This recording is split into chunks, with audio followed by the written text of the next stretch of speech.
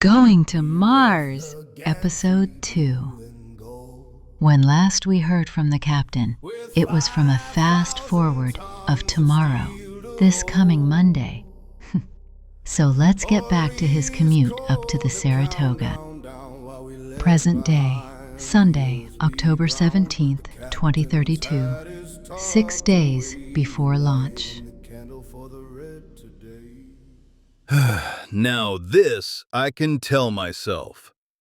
Hank, this is a beautiful day. I guess I can say, a calm before the hustle and bustle. The morning commute to work. The day me and the crew leave the ground of Earth to get ready to touch the ground of Mars. Looking at my fellow crew members, it makes me think. Of course it's a carpool. As the rest of the crew was finishing up their checks, I just sat and reminisced on history. Currently, I was reminded of the Saratoga's robotic little brother. And to its credit, it's still working today. I think to date, it's made 6 or so round trips. You see, it's a constant thrust engine, or a brachistochrone trajectory craft, for you science types. Never taking your foot off the gas and then flipping halfway into the trip tends to shorten your overall trip.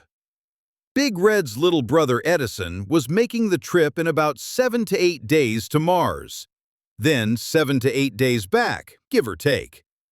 It left us with a much larger launch window. But with that kind of acceleration, as long as you felt like spending the fuel, almost every window is your window. You have to pay the cost to be the boss. Damn, if my head swells anymore, my helmet will never fit. It's just that under constant acceleration of varying Gs, we also didn't have to worry about muscle atrophy. Starting off the first 1.5 days at 1 gram is a piece of cake. Then about 1.5 days at 2 grams.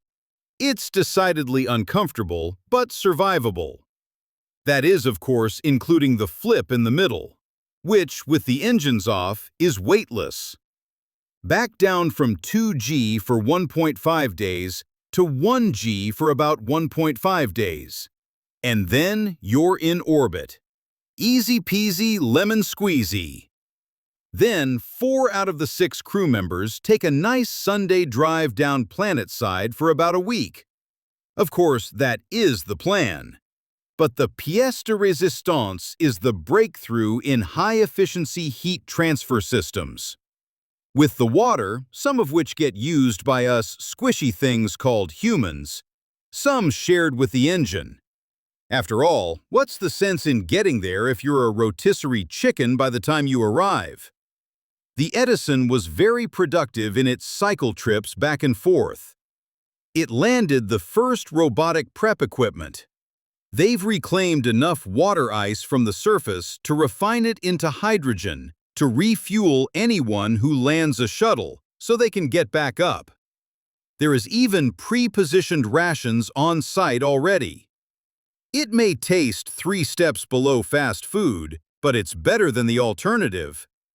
So really, the only thing the landing crew needs is their own drinking water. You know what they say, when you go to Mexico, don't drink the water. Yes, we know it's safe, but why test your luck? This did cut our water needs down by a very large degree.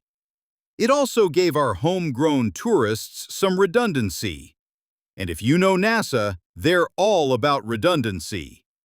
They have contingency plans for the contingency plans that cover the other contingency plans. Big Red carrying her 5 decks, 2 of which are just for the engines and power plants. The other 3 for the humans. Even our own little gym section. A section called kitchen, but more like a breakfast nook that you would find in any office. But we'll definitely find out who's stealing someone's lunch from the refrigerator. Then I'll have them walk the plank. There was idle chit-chat between all of us as we finished our checks and loaded into the transfer bus to the launch gantry. And then the cumbersome trip up to the Dragon capsule, with the final loading into the very spacious sardine can.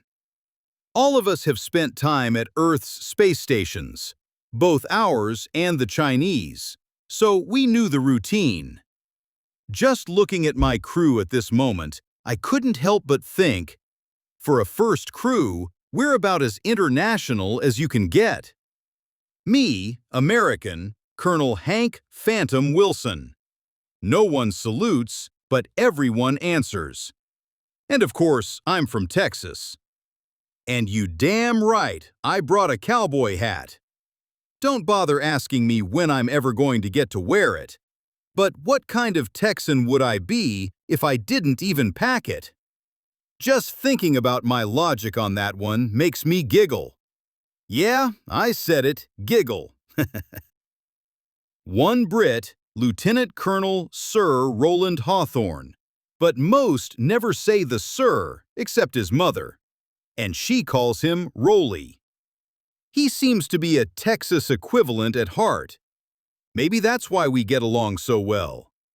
I suspect he may even have a six-shooter and a holster in his gear. One Japanese, Dr. Yumi Nakamura, Ph.D. in propulsion systems. She fixes the engines as the mission engineer. She even calls them all by first names when she's angry. One from India, Dr. Priya Kaur, material sciences specialist. She's going to give everything we've done and are doing the thumbs up or down. Either way, she's going to make everything 1,000 times better by the time she's done. One from Africa, Dr. Chike Okonkwo. He's the mission doctor. And yes, he's heard all the Heart of Darkness jokes. He's promised anyone a most uncomfortable hex if anyone calls him Bones. I think he's joking. I hope he's joking. I called him Bones as we loaded in the Dragon capsule. OMG, is he joking? Why do I feel itchy? Okonkwo, I see you back there. Not funny. Now where was I? One crew member from our on-again, off-again friends over in Russia with Lieutenant Colonel Sasha Petrova. She's the one who will babysit the two cold fusion plants, but more importantly, the one who brought vodka and a harmonica. Which is funny because Sasha has the best jokes out of all of us. That woman even makes me blush. What an odd sense of foreboding as I think to the Mars side of the journey. The fact that we only have the one re-entry shuttle. That's kind of a sticking point for me. But all of our test equipment down on the prefab base shows that it's already got the fuel to send it back up to Red. It was a consolidation that had to be taken. Red just didn't have the room for a second one. But Edison was carrying a spare. Let's just hope that whatever the reason we might need it doesn't negate the fact that Edison has it. Lieutenant Colonel Hawthorne, my second in command, wouldn't be making the trip down planetside. Someone has to stay on the ship to make sure no aliens hijack it. So he would get to trade jokes back and forth with Lieutenant Colonel Petrova. I already told him that what happens in space stays in space. But if it happens on my watch, I'm going to smile and snitch to his wife. So after the farewell parties, after the speeches, not to mention after the hangovers, because quite frankly, no one wanting to do this mission was going to do it without experiencing one last bender. Yes, we all believe in it, but none of us are that naive. So early on a Sunday morning, as some people were waking to get their coffee and start their day, me and my crew were strapping down and checking circuits, whereas all the other astronaut crews in the past were in deep deliberation with mission control. We were in deep deliberation in a three-way between mission control and our ship's AI, which was babysitting us from orbit. A ship's AI computer we affectionately named Aries. Some people thought it was because of the Aries project. For that, they would be wrong. We figured if we're going to Mars, we're gonna need a god of war to ensure we get there without a fight. So in the due course of time, all lights were green. Edison was in a stable orbit and would leave right after us to ensure that some kind of backup with supplies and spares was right behind us. The wives and girlfriends were seated in mission control.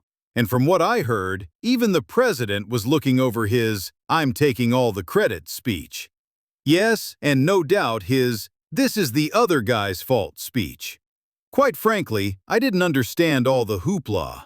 This was just a transfer up to Big Red in orbit. We've been getting off the surface of Earth for quite some time now. This was nothing more than the red-eye flight up to Big Red, where we would board and sign over from the maintenance crew. They would then use our Dragon capsule to return to Earth. After about a week of checks, the departure burn would commence. We would even be participating in week-long classes, broadcasting live over the internet. Mom always wanted me to be a TV star. Then the trip would really start after that. But I guess you can't slap a computer monitor on the back and say, "Go get 'em." Not to mention, it's a little difficult to have a farewell party if the guests of honor are in orbit. The next party they have will be when we light out and burn for Mars. And I swear to my thrusters, if those parties look like more fun than the ones they gave us, I'm cursing somebody out. Just joking. Not. This is it. The final 20-second countdown begins. This sucks. We're not even wearing diapers, so I can't even piss myself.